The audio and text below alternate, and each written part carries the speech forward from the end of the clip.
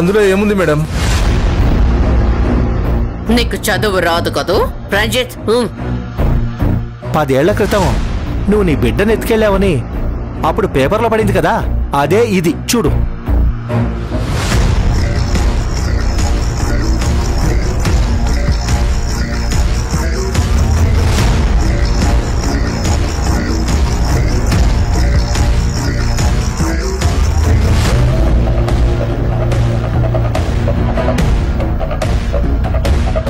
ఇప్పుడు చెప్పు. ఎత్తుకుపోయినా ఇప్పుడు ఆ ముచ్చట ఎందుకు మేడం? నువ్వేం కంగారు పడుకో. నేను అడిగిన దానికి మాత్రం సరిగ్గా సమాధానం చెప్పు. అబద్ధం చెప్పావనుకో మేడంకి కోపం వస్తుంది. కోపం వస్తే నువ్వు ఎక్కువగా తాగుతున్నావని కేసు ఫైల్ చేసి నిన్ను జైల్లో పెట్టిస్తారు. అమ్మో, గంత పని మాత్రం చేయకూరి మేడం. నేను నిజం చెప్తా. హాస్పిటల్ నుంచి ఎత్తుకొచ్చిన ఆ పాపని ఎవరికి అమ్మావు? నేను ఎవరికి అమ్మలేదు మేడం. అమ్మలేదా? మరి ఎందుకు ఎత్తుకెళ్ళావు? అమ్ముదామనే హైదరాబాద్కు వచ్చిన, కానీ పాత కేసు కింద పోలీసులు నా ఎంట పడ్డారు. ఆడ నుంచి తప్పించుకోనికి ఏం చేయాలనో అర్థం కాక ఆడున్న చెత్తకుండీలో బిడ్డను ఇడిచేసి పారిపోయినా.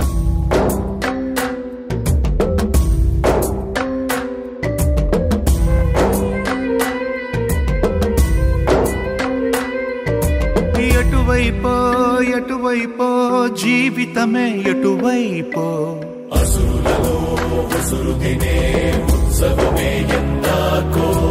కడవరకో నడివరకో జీవితమే విధి వరకో, మనిషి గుణం మనిషితనం నడుమన రణమే సిరికో. ఏ ప్రాణం పోయే దెవ్వరి కోసం,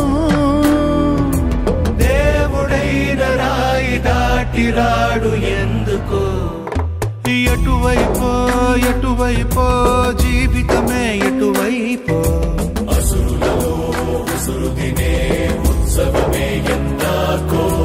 కడవరకో నడివరకో జీవితమే విధి వరకో, మనిషి గుణం మనిషితనం నడుమన రణమే సిరికో.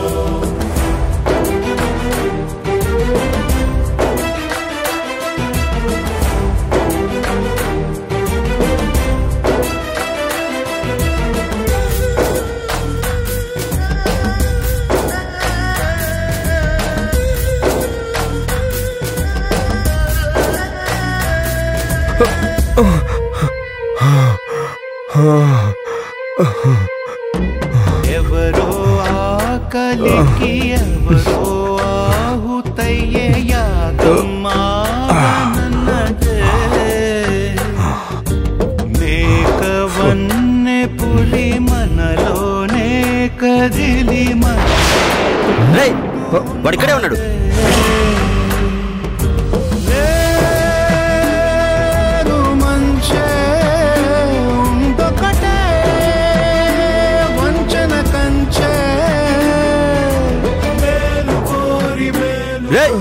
ఆగరా, ఆగు ఆగు ఆగు, పారిపోతావారా?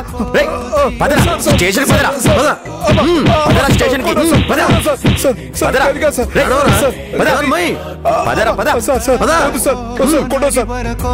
జీవితమే విధి వరకో, మనిషి గుణం మనిషితనం నడుమన రణమే సిరికో.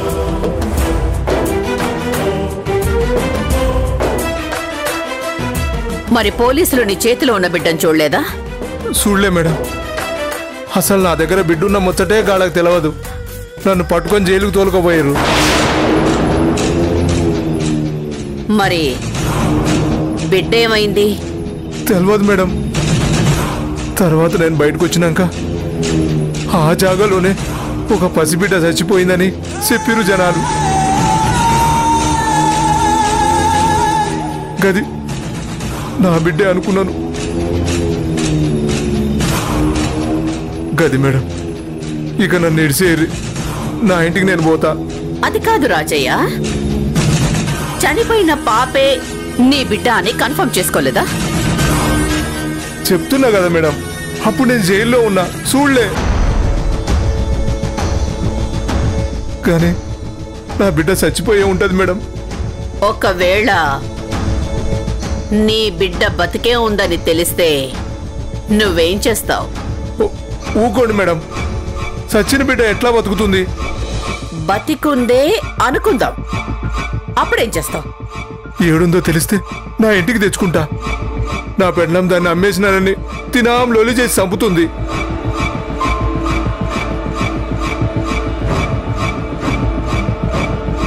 నీ బిడ్డ చనిపోలేదు రాజయ్య, బ్రతికే ఉంది.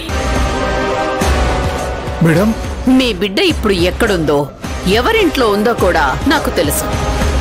నిజంగానా మేడం?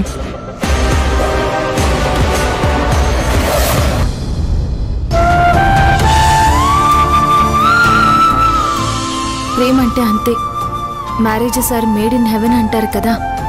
కానీ ప్రేమ మాత్రం నరకంలో నిశ్చయించబడుతుంది కావచ్చు.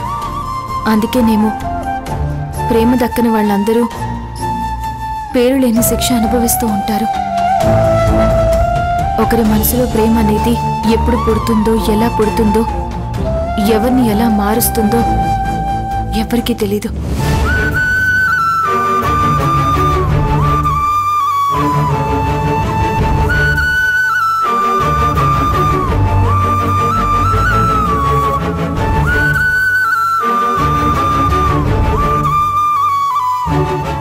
ఝాన్సీ గారు, ఏంటండి ఇది? మీకు ఆల్రెడీ చెప్పాను కదా, మీరంటే నాకు ఇష్టం లేదని. మీ తాతయ్య చూసిన అమ్మాయినే పెళ్లి చేసుకోమని అన్నాను కదా. అయినా కూడా ఇలా ఆఫీస్కి వచ్చి ఇబ్బంది పెడతారెందుకు? ఏమైందండి? నేనేం మాట్లాడకుండానే. ప్లీజ్ అండి, మీరెంత కన్విన్స్ చేయాలని చూసినా నా మనసు మారదు. మీ మీద నాకు ఎలాంటి ఉద్దేశం లేదు. దయచేసి నన్ను ఇలా డిస్టర్బ్ చేయకండి. అసలు మీరేం మాట్లాడుతున్నారండి? నేను వచ్చింది ఎందుకో తెలుసుకోకుండానే మీకేదనిపిస్తే అది అనేస్తారా? మీరు నన్ను చూడ్డానికి ఇష్టపడడం లేదని అర్థమైనా కూడా వచ్చానంటే అది ఎంత ముఖ్యమైన విషయం అయి ఉంటుందో కొంచెం ఆలోచించండి. మీరేం చెప్పడానికి వచ్చారు? స్వీటీ గురించి. స్వీటీ కన్నవాళ్ళు ఎవరో తెలుసుకోమని చెప్పమన్నారు కదా. అవును, తెలిసింది.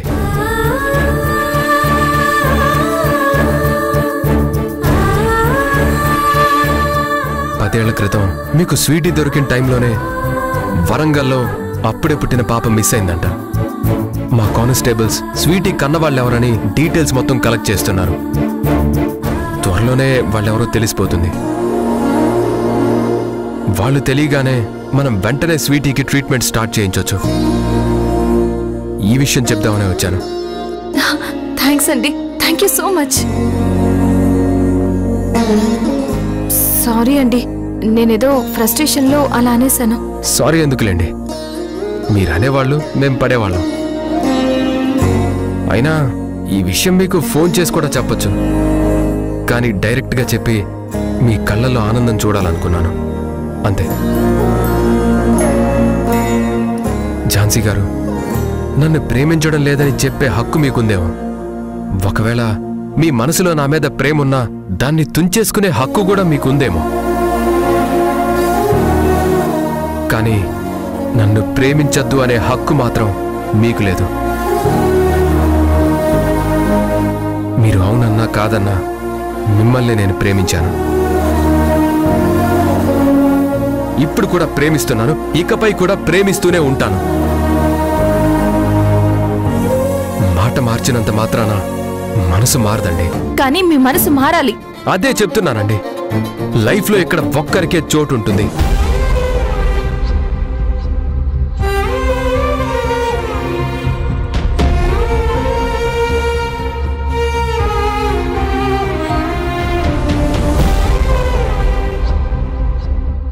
నిజమే, మా తాతయ్య చెప్పిన అమ్మాయినే పెళ్లి చేసుకుంటానని నేను వాళ్ళకి మాటిచ్చాను.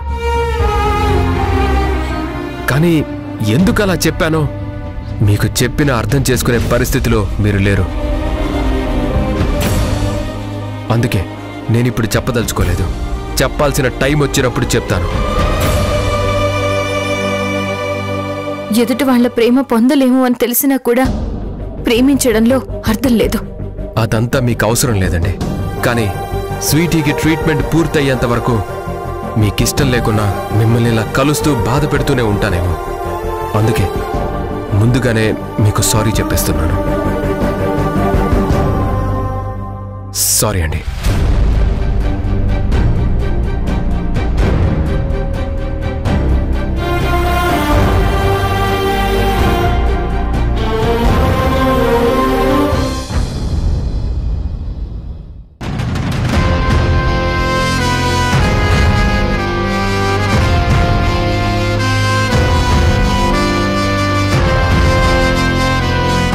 డాడ్,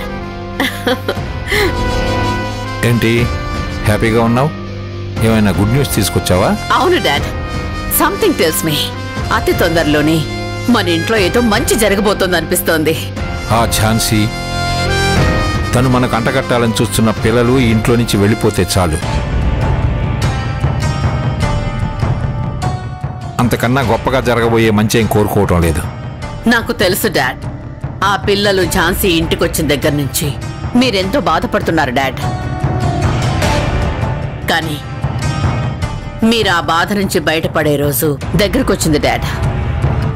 ఏమమ్మరాళ్ళి, అసలు అనాథని ఇంట్లో పెట్టుకోవడం, హాస్పిటల్ ఖర్చులు భరించడమే ఎక్కువ అనుకుంటే ఇప్పుడు ఏకంగా ఎట్లకి తీసుకువెళ్ళి ట్రీట్మెంట్ చేయించాలంట. మృణాల్ని ఆ ఝాన్సీ అన్నంత పని చేస్తుంది. ఒకవేళ ఇక్కడ డోనర్ దొరకకపోతే తను అస్సలు వెనక్కి తగ్గదు. ఇటలీ తీసుకువెళ్ళి ట్రీట్మెంట్ చేయించేదాకా వదిలిపెట్టదు. అందుకే నువ్వేం చేస్తావో తెలియదు. ఈ లోపే వాళ్ళ ఇంట్లో నుంచి వెళ్ళిపోవాలి. నేను అదే పనిలో ఉన్నాను డాడీ. నేను అడిగినప్పుడల్లా ఇదే మాట చెబుతున్నావు, కానీ వాళ్ళు మాత్రం వెళ్ళిపోవటం లేదు. ఇక్కడే ఉండి ఇంకా కొత్త సమస్యలు తెచ్చి పెడుతున్నారు. డాడ్, ఈసారి వాళ్ళు ఖచ్చితంగా వెళ్ళిపోతారు. మీరేం వరి అవ్వకండి డాడ్. రేపు వినాయక చవితి కదా డాడ్. ఆ విఘ్నేశ్వరుడు రేపే మీ కోరిక నెరవేరుస్తాడని నాకు అనిపిస్తోంది. ఎస్ డాడ్, మీరు చూస్తూ ఉండండి. Good night dad.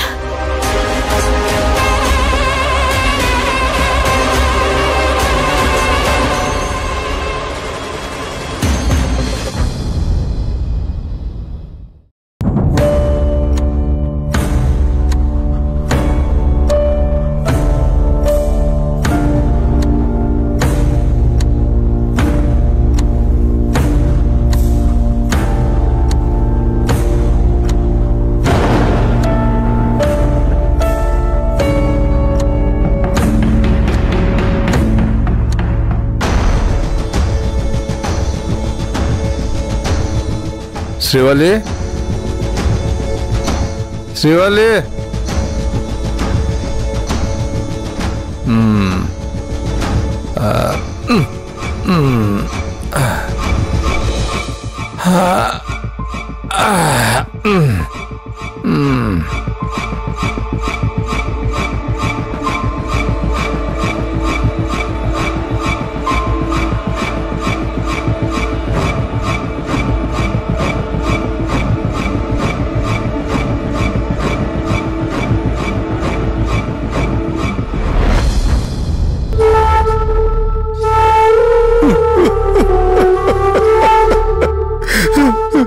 క్షమించు శ్రీవల్లి.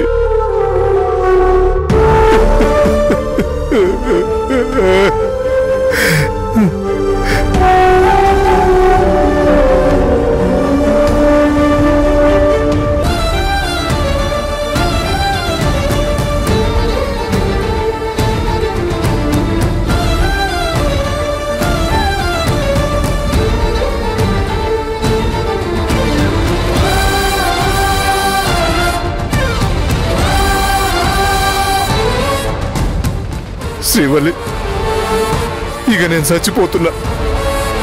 పిల్లలు నువ్వు పైన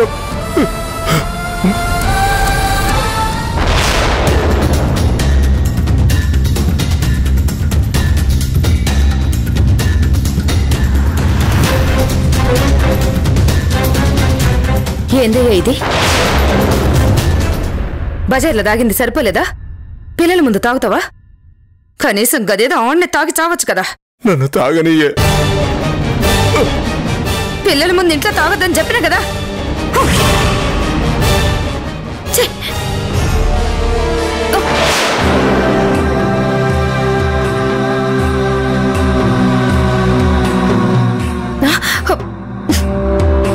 ఇదేందయ్యా పురుగుల ముందు వాసన వస్తుంది? నన్ను క్షమించే శ్రీవల్లి. మందులో పురుగుల మందు కలుపుకొని తాగి సర్దామనుకున్నా. నీకు చాలా అన్యాయం చేసిన. 10 ఏళ్ల క్రితం నీ బిడ్డనెత్తుకుపోయి నీకు కాకుండా చేసిననే. తల్లి బిడ్డనేరు చేసిన పాపిస్తోడిని నేను బతుకొద్దే. మళ్ళీ ఇదొక నాటకమా? లేదే, ఇన్ని దినాలు మన బిడ్డ ఏడుందో తెలియక చచ్చిపోయిందేమో అనుకున్నాం కదా. కానీ కది సావలేదే. ఏందయ్యా నువ్వనేది? మన బిడ్డ సావలేదా? లేదే, బతికే ఉందే. నాకు ఇయాళ్ళే తెలిసిందే.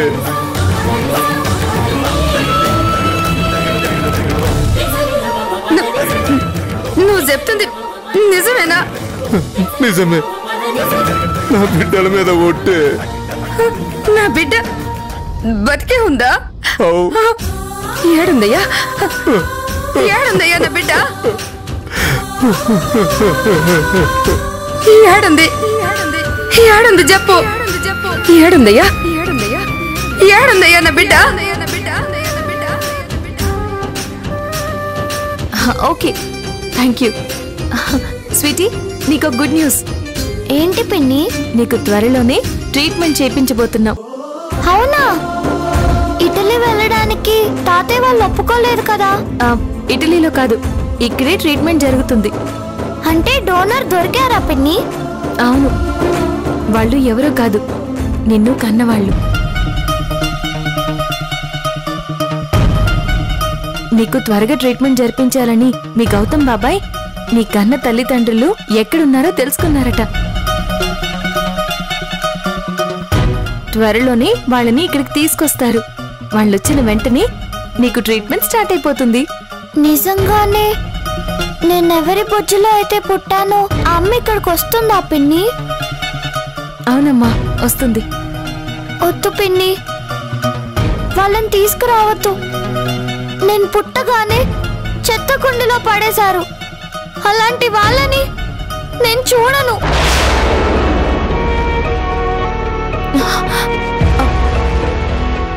అది కాదమ్మా, వాళ్ళొస్తేనే నీకు ట్రీట్మెంట్ జరుగుతుంది. ట్రీట్మెంట్ జరగకపోయినా పర్వాలేదు, వాళ్ళు మాత్రం ఇక్కడికి రావద్దు. నేను చచ్చిపోయినా పర్వాలేదు. స్వీటీ, అవే మాటలమ్మా, ఎందుకు అలా అంటున్నావు? వాళ్ళని తీసుకెళ్లిపోతారని భయంగా ఉంది పిన్ని. అదేం లేదమ్మా, నిన్ను మమ్మీ డాడీ లీగల్గా దత్తత తీసుకున్నారు కదా. నిన్ను కన్నది వేరే వాళ్ళైనా మమ్మీ డాడీని నీ సొంత వాళ్ళు. నిన్ను కన్నవాళ్ళు ఇప్పుడు వచ్చేది నీకు ట్రీట్మెంట్ చేయించడానికి మాత్రమే. ఆ తర్వాత వాళ్ళు వెళ్ళిపోతారు. ఏమో పిన్ని, నాకైతే వాళ్ళని తీసుకెళ్లిపోతారనిపిస్తుంది. అందుకే వాళ్ళని తీసుకురావద్దని బాబాయ్కి చెప్పు పిన్ని, ప్లీజ్ పిన్ని.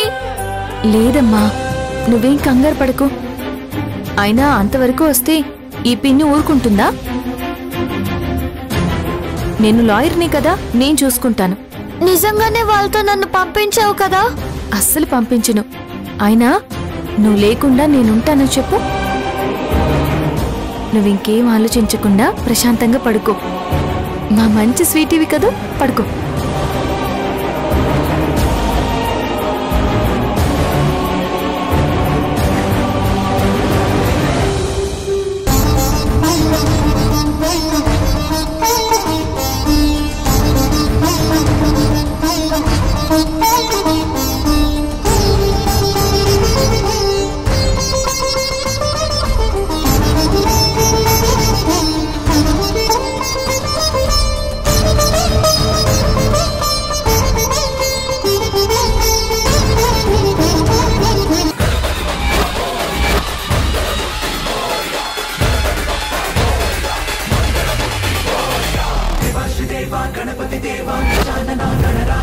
అదిగో అక్కడ ఒక పెద్ద ఇల్లు కనిపిస్తుంది కదా, అదే సోమేశ్వరరావు గారి ఇల్లు.